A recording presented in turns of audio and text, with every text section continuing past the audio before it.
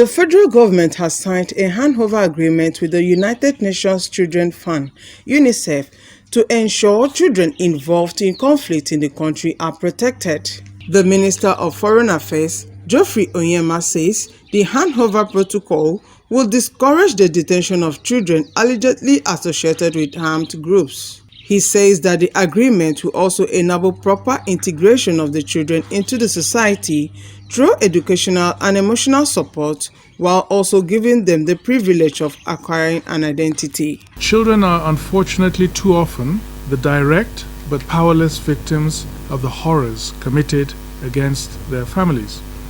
In each conflict, numerous children are killed, wounded, and even exploited.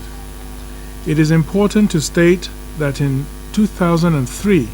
Nigeria adopted the Child Rights Act in order to domesticate the Convention on the Rights of the Child. The Children's Rights Act of 2003 expands the human rights bestowed to citizens in Nigeria's 1999 Constitution that was passed then. It is in the determination to ensure that there is a swift implementation of the agreement that the Nigerian government put in place some measures as a matter of priority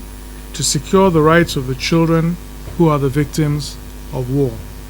Some of the measures put in place by the federal government of Nigeria to address these issues include the dissemination of security agencies' order to the rank and file and a political directive to relevant government authorities on the contents and practical implementation of the protocol. The second one is a facilitation and provision of access to government focal points and UNICEF to jointly carry out a monthly visit to all security agencies' detention facilities in order to assess the needs of children and provide timely care and support to children under security agencies' jurisdiction and prepare for their release, rehabilitation, and reintegration. This important agreement is on the handover protocol for children encountered in the course of armed conflict in Nigeria and the Lake Chad Basin region. This is a joint effort that comes since 2018, where the UN Resident Coordinator and the UNICEF representative have closed hand by hand with the government to secure, to endorse, and sign an agreement to implement a protocol on the handover of children encountered during military operations by security forces to the state governments in the northeast of Nigeria. UNICEF is very pleased to state that a consensus was reached by extending the period of alert from 72 hours to 7 days after the first contact of children by the military and other security forces.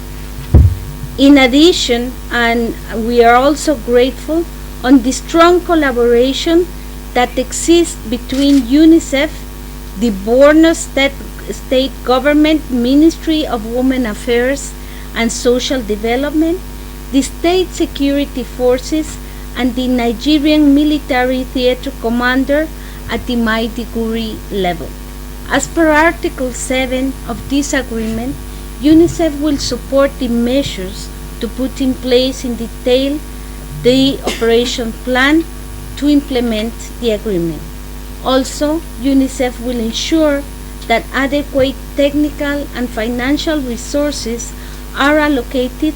to implementing the plan based on the high priority given to the welfare and the best interests of children encountered during security agency operations and to enhancing their reintegration into society. With the firm commitments made by the stakeholders to implement the handover protocol,